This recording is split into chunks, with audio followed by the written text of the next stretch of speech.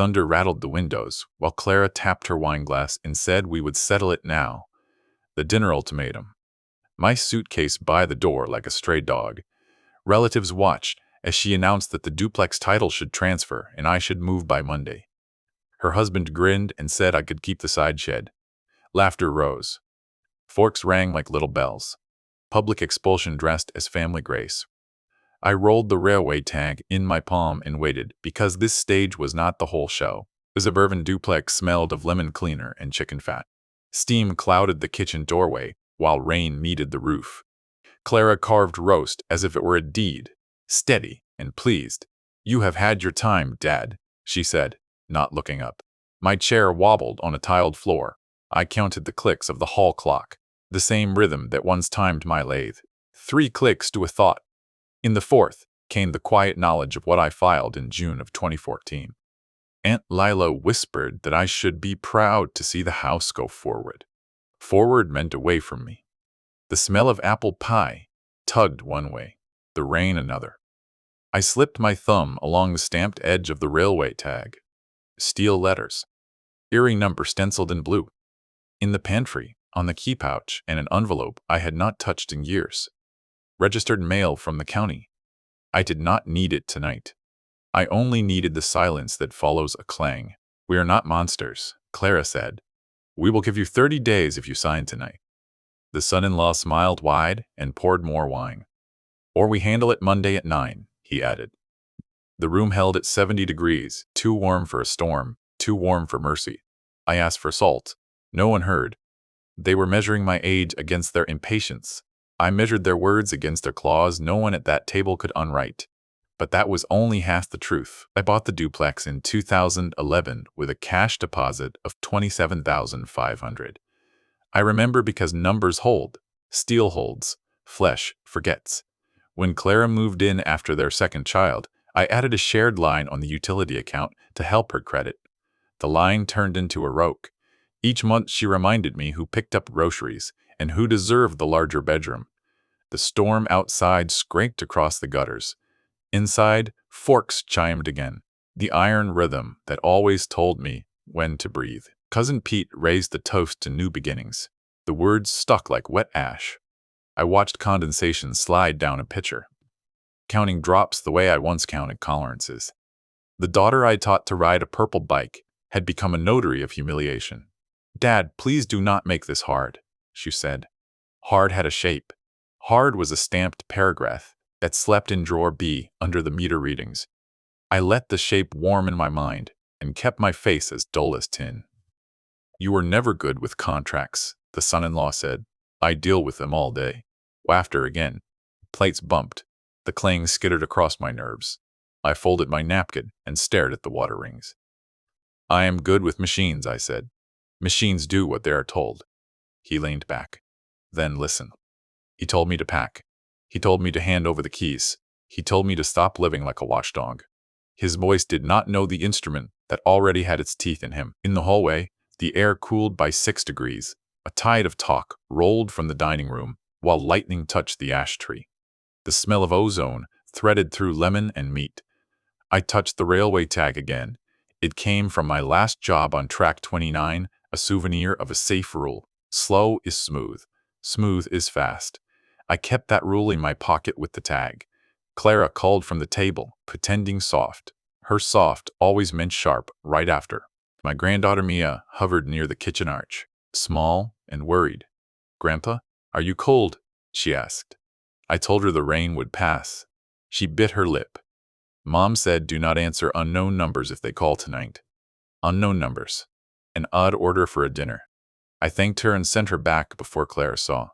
I penciled that note into my head against the drum of the storm. If calls were expected, someone was timing a move.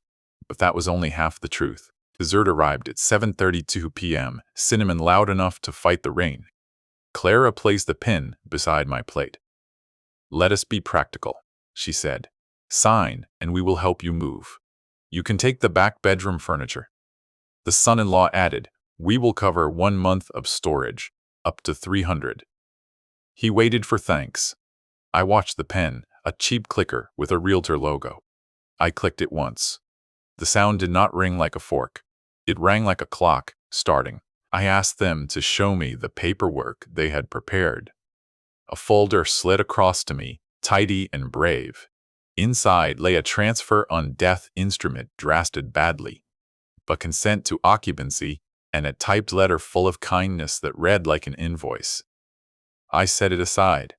Thunder rummaged through the roof beams. I took a small notepad and wrote a number that belonged to the county recorder. Instrument numbers begin like prayers, steady and exact. I would not need to pray. Machines obey numbers. Uncle Vern cleared his throat. Harold, we just want peace. Peace felt like the silence after a lathe stops. He nodded toward the pen. I kept my hands flat. Once, a clerk at window B taught me how to read the back of a deed where the small teeth live. Her name was Denise, and she wore a blue cardigan. I looked at the folder and thought of the teeth waiting on mine. The storm rolled another barrel over our roof, and nobody noticed. You said the upstairs unit would be ours, Clara pressed. Leah paid more than our share. Groceries, repairs, the school fund. Numbers started walking. The son-in-law leaned in. We pay $1,500 for preschool. We deserve stability. I asked, who patched the roof in March? Silence flicked. Pete did, he said. Pete shrugged. I said, I paid him $800 cash. Clara flushed. Money grows loud when memory grows short. The forks rang again, and I could feel every tooth of that iron choir. I stood to refill my water, and the room tightened. 2 cousins slid aside as if I might spill something costly. The window threw a smear of lightning across the pantry door. Inside my pocket, the railway tag wore its edges into my skin. Machines train you to trust small pieces. Pins and clips hold fate quiet. I kept my quiet. In the glass, I saw Clara watching my hands, hunting for hesitation. She found none. But that was only half the truth. Dad, you forget things, Clara said gently, the way a person holds a leash. We worry about you falling. I asked her what I forgot. She smiled. Where you put the hose last week? What day the trash goes out? The son-in-law added. He asked me the Wi-Fi password twice. The table tittered. I said, I remember June 2, 2014. Window B, stamp time 9:17. The storm paused, as if to listen. The railway tag cooled in my hand and steadied the room. Lightning flashed. For one breath, the metal crossbrace on the dining chair glowed like polished iron. The clang of cutlery faltered. I thought about the duplex footprint and the way I insisted on 3 extra joists when we renovated in 2015. Overbuild the unseen. It was how I lived and how I filed. Clara reached for the folder as if weight alone could push me. I kept still. The room smelled of sugar and rain. The sugar would not win. Sugar drips. Iron holds. Pete tried a joke about fathers and flood insurance. It did not land. Mia asked if she could go draw. Clara nodded, relieved to move a piece off the board. I asked for coffee. We are out, she said. I knew there were 2 tins above the stove. This was not a night for small facts. The son-in-law tapped his watch. 9 on Monday, he repeated. Time wants to be a hammer.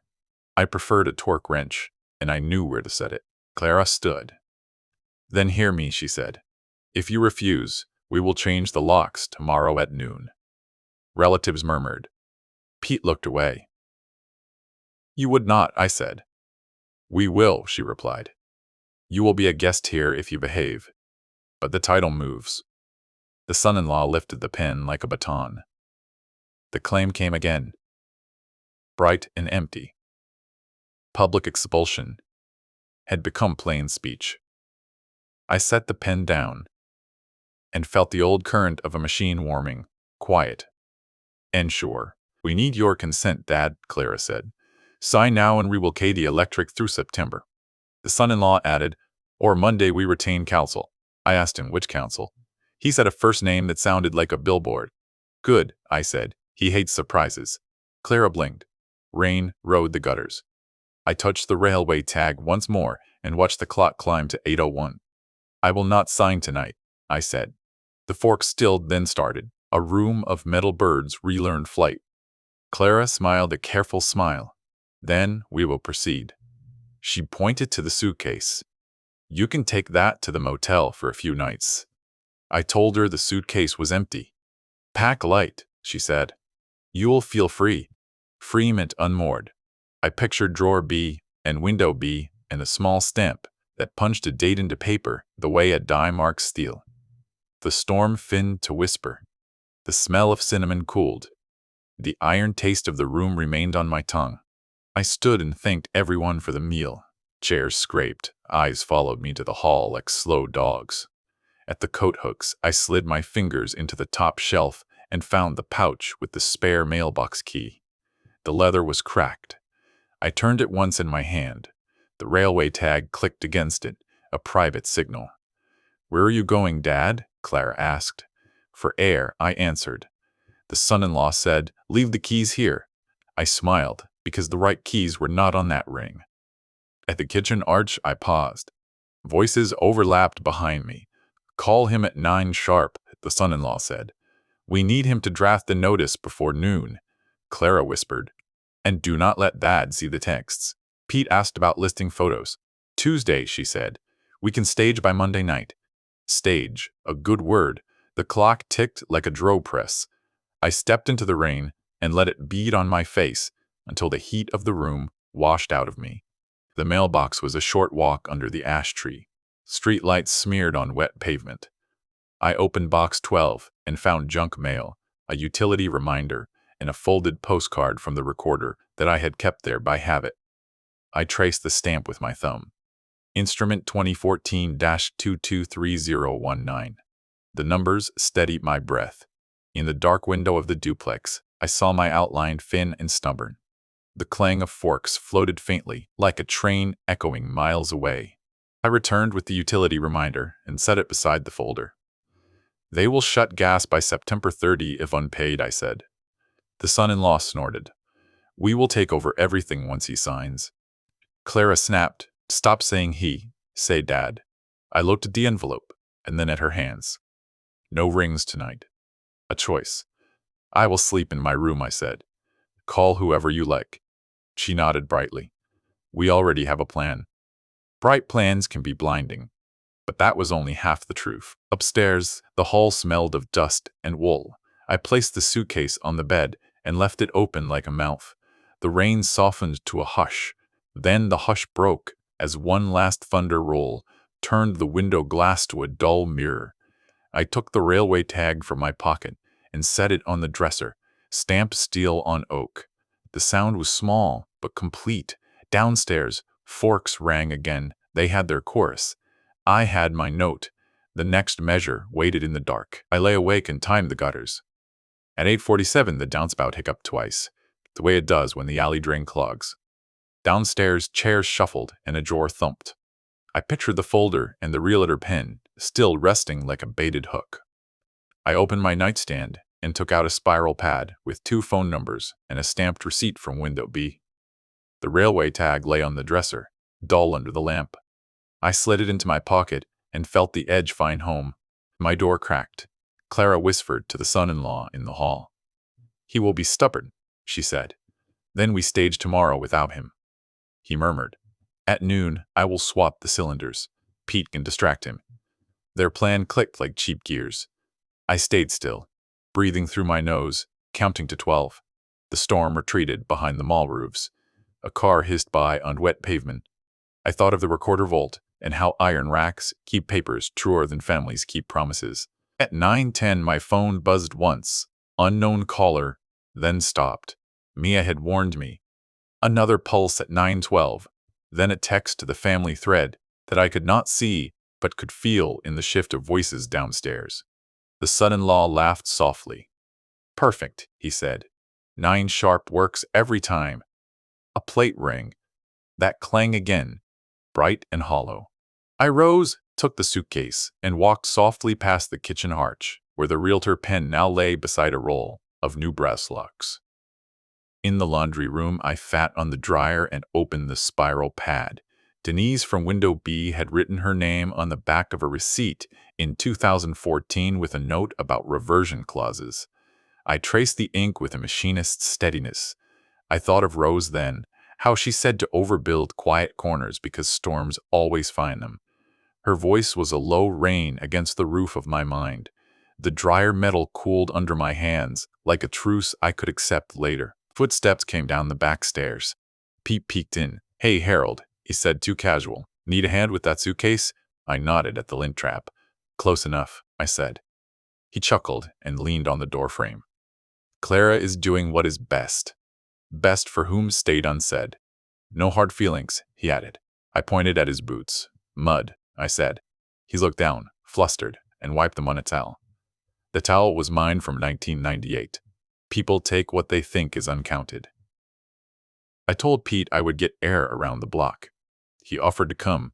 I shook my head. "Old men like quiet," I said. The clang of forks floated faintly as if the table had its own weather.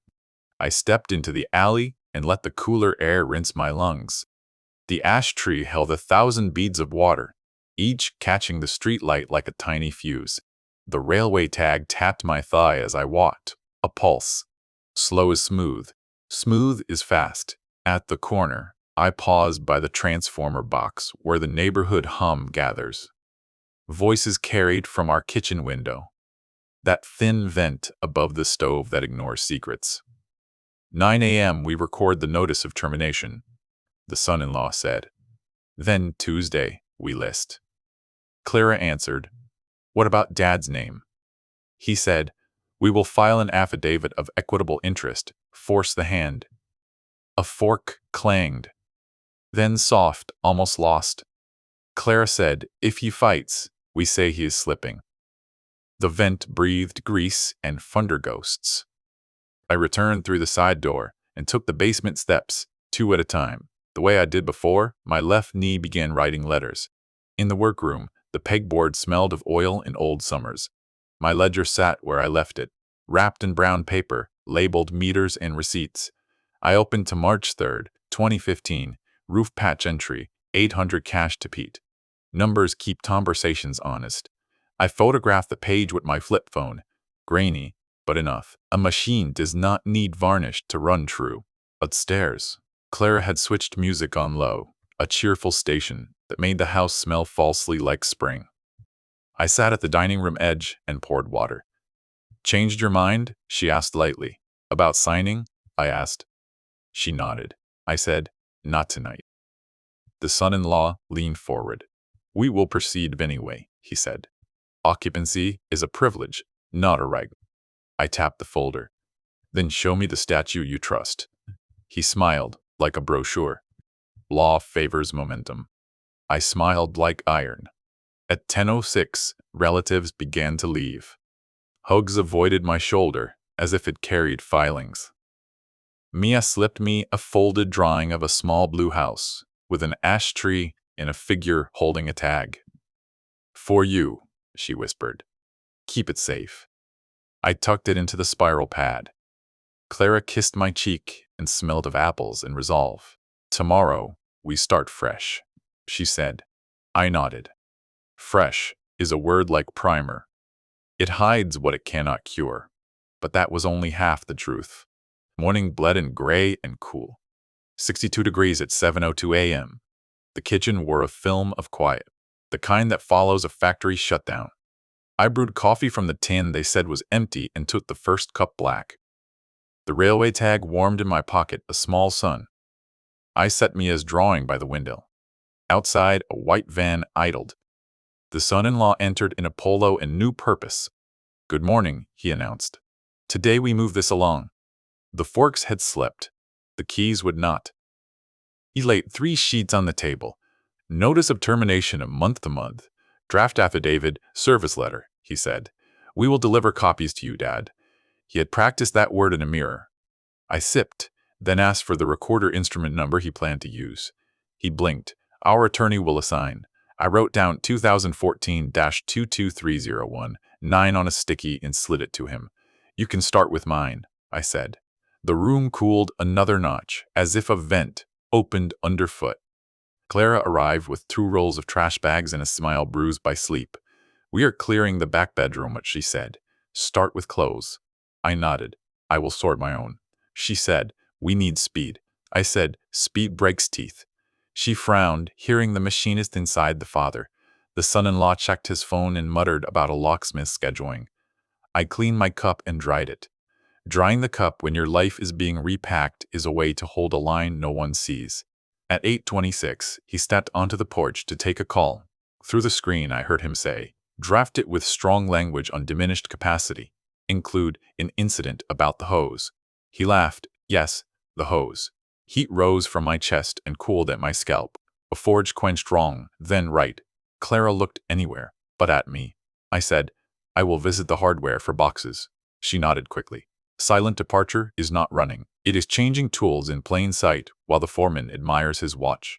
I walked to the corner store and bought 2 boxes I did not need, and a receipt I did. 9:01 a.m. stamp. $2.58. Outside, the air smelled of wet newspaper and bread. I called the recorder line from the sticky note number and waited through the menu. A clerk answered with a clean voice. I gave her the instrument number and my name. She paused. Yes, Mr. H. Reversion recorded June 2nd, 2014. Window B. Parties unchanged. Status active. Active is a word that wears armor. I asked for a plain copy by email and a certified copy by pickup. She said, cashier takes exact change for certified, $12. 12 is a good number. I thanked her and she said, Denise left instructions on your file. Smart drafting. I closed the phone and stared at the rain-dark line, crawling along the curb. The railway tag in my pocket pressed into my palm. A small tooth. A small certainty. Slow is smooth. Smooth is fast. People confuse loud with strong every day. Back home, the white van had grown a tail of flattened leaves. A man with a branded shirt measured the door. Locksmith, he said. Scheduled for noon. The son-in-law waved from the living room. Did you get your boxes? He asked. 2, I said. Perfect. We will help you pack after signatures. Clara held the folder like a newborn no one wanted to wake. I set the store receipt on the table and placed my keys beside it. The metal sound was soft. It still carried weight. At 10:12, a notary friend of theirs arrived, brisk and kind in the way people get when they are paid to be neutral. She opened her stamp kit. We can handle acknowledgments today, she said. The son-in-law arranged papers like stage scenery. I asked to read slowly. He agreed, confident in speed. I took a pencil and marked 3 phrases that pretended to be harmless. Where Clara poured water and said, We love you, Dad. The words wore good shoes. I asked what time school pickup was today for Mia. 11:40, she said automatically, then looked surprised at herself. People show truth when they reach for schedules. The locksmith coughed on the porch. The notary checked her phone. I slid my pencil under the top sheet and let it rest there, a shim. Machines behave when you shim the right place. The forks in the drying rack clinked softly.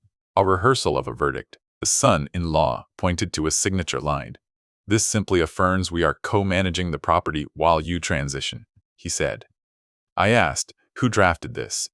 He said, a colleague, efficient. I read the final paragraph twice. Hidden in the middle was a consent to record. I underlined it. You will take this to the recorder? I asked. He smirked. Of course. I nodded toward the sticky note. Take that number with you, I said. He flipped it and saw the date. His smirk learned manners. At 11:02, Mia ran in from the rain with damp bangs and a paper crown from Art. She looked at the table fortress of forms. Are we playing office? She asked. Clara said yes, a quick yes, and sent her to the den. The notary stamped 2 acknowledgments for documents I had not signed. Pre-stamping is standard when schedules are tight, she said. It is not standard. I let it pass across my face like a cloud. The railway tag crest a half moon into my palm, steadying the tide. Noon arrived with a hiss of the locksmith's torch. Brass innards clacked on the porch rail. The son-in-law grinned at Clara. Fresh start, he said. The forks in the rack answered with a nervous chime. I asked the locksmith to leave the old cylinders. He shrugged. Owner's call, he said. The son-in-law said, we are the owners. I pointed at the deed copy framed on the wall and its single name. He coughed and looked away. Names matter, until a clause makes them kneel.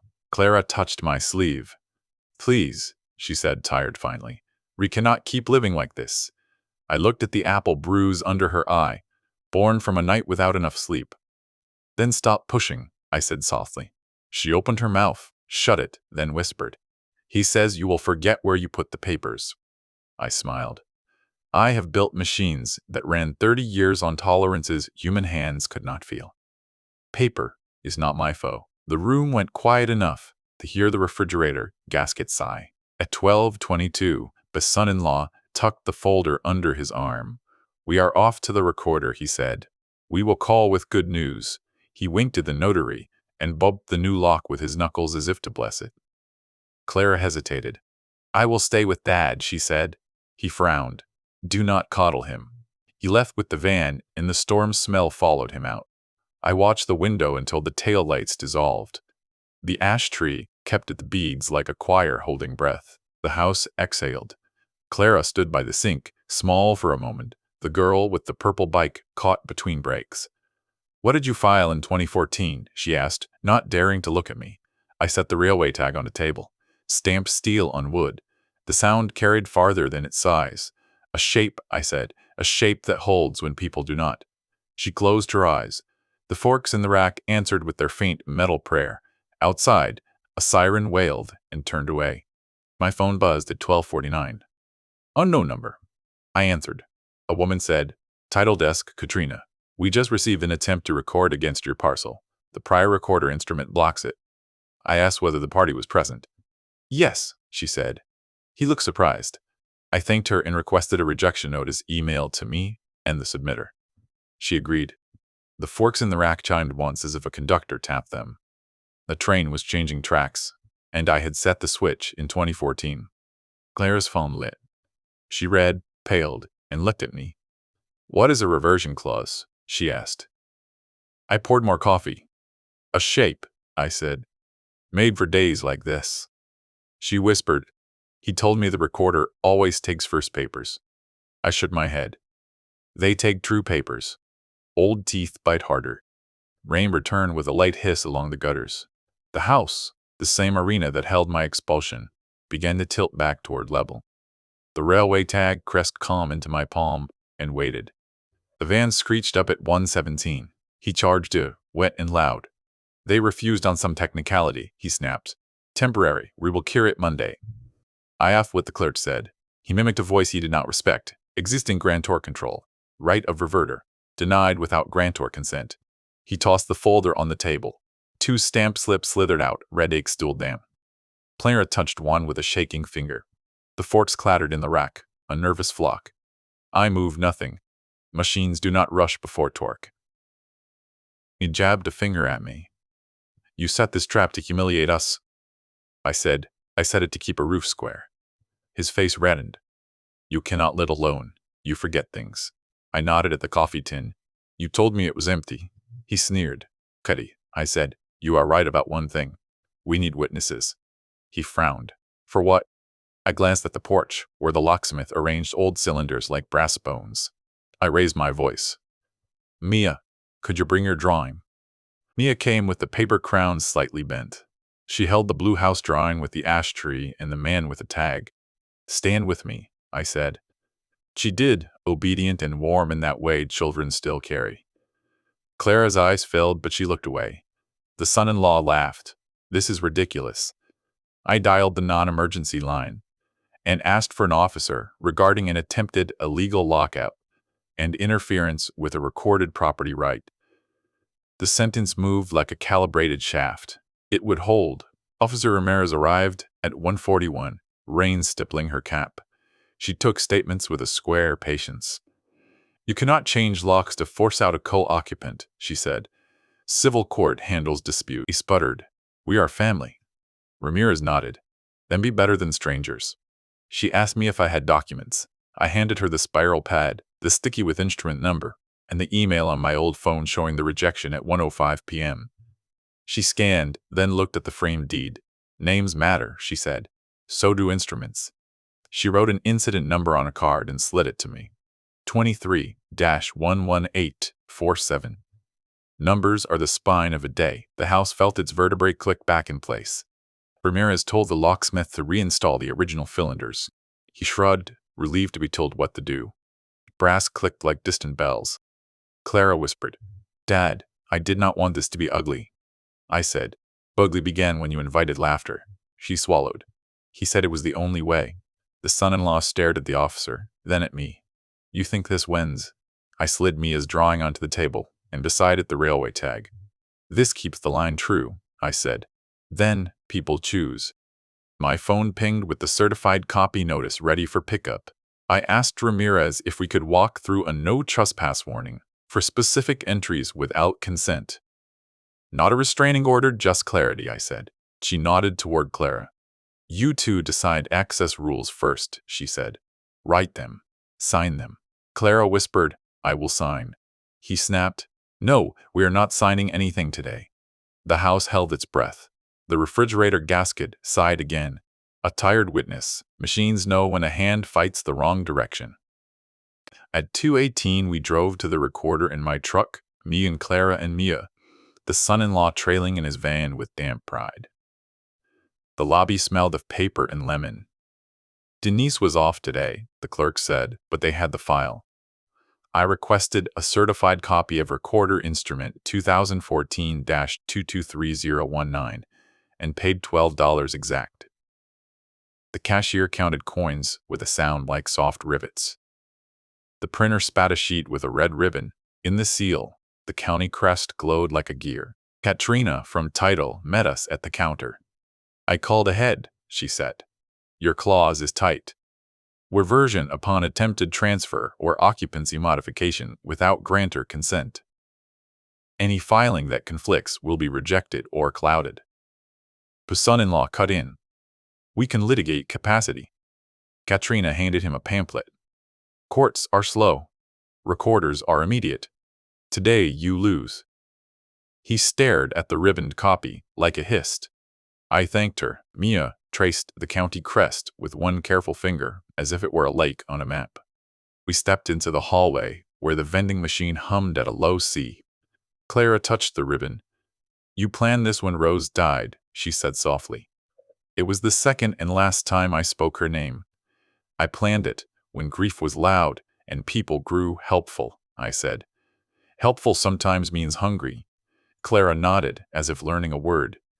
The son-in-law scoffed. "You cannot keep this forever." I said, "I do not need forever. I need today, and the next, and a key that turns." On the sidewalk, the rain paused. Steam rose from the curb like breath. The son-in-law walked ahead, muttering into his phone about emergency petitions. Clara lingered by the revolving door. "I told lies last night," she said. "About trash day, about coffee." I said, "You told yourself bigger ones first." She nodded. "What do you want now?" I said, "A quiet house. You and Mia welcome when you knock. No papers without me. Rent if you stay." She flinched at the word rent, then steadied. Back home, the locksmith finished reinstalling the old brass. He held out a small dish of extra pens, like breadcrumbs. "Owner keeps these," he said. He handed me the retired cylinders in a plastic bag, metal bruised but serviceable. I set the bag on the table, then placed the certified copy on top. The red ribbon bled against the wood. The forks in the rack chimed once, not nervous, now, just present. The house sounded like a shop at shift change. Order, replacing the rave of a bad plan. Relatives began arriving again by 4:03, drawn by group texts turned wildfire. Same house. Same table. The arena returned us. Pete hovered at the doorway. "Everything all right?" he asked. "Better than last night," I said. The son-in-law folded his arms. "He tricked us with legalese," he announced. Ramirez, who had parked out front to finish her report, stepped in when she heard voices rise. "No tricks today," she said. "Just a recorded instrument and common sense." The forks sang in a small chorus and went still. I took the head of the table without ceremony. The cheap realtor pen lay where they had placed it, a little tin soldier. I slid the certified copy across the runner so everyone could read the reversion paragraph. This clause activates upon attempted transfer or occupancy change without my written consent, I said. Activation recorded today. Pete squinted. That is a real thing? Katrina's card on the table made it real enough. The son-in-law puffed. We will appeal the universe, he said. Start with the county, I answered. Clara placed both palms on the wood. Dad, say what you want in plain words, she said. I took a breath and let the kitchen smells and the ghost of last night's laughter settle into one solid note. No more lock changes. No more filings without me. If you live here, you sign a rental month to month at $800, due on the 1st. If you do not, you are free to go tonight. The son-in-law scoffed. You cannot set terms. The red ribbon said otherwise. He reached for the certified copy. I set the railway tag on the page and held it there, a small iron weight on a sentence that mattered. Do not touch what you do not understand, I said. His jaw worked. The room went as quiet as a shop after the main breaker drops. Ramirez cleared her throat. I think we are done, she said. Everyone here knows the rules now. Clara nodded slowly. Not broken, just instructed by facts sharper than comfort. Mia leaned on my arm and breathed like a cat. I took the retired cylinders from the plastic and set them on the table. Old brass, like a pair of knuckle bones. These go back in if anyone changes locks without my written consent, I said. Then I call the number on this card. Ramirez smiled a tired smile. I will remember you, Mr. H. The son-in-law stared at the door, seeing the exit and not the road. The forks in the rack gave one soft clink and stopped. The house had decided its sound again. Iron over tin. I slid the certified copy beneath the realtor pen, angled the paper so the reversion paragraph sat square to the room, turned the deadbolt with my original key, and set the railway tag on top of the ribbon.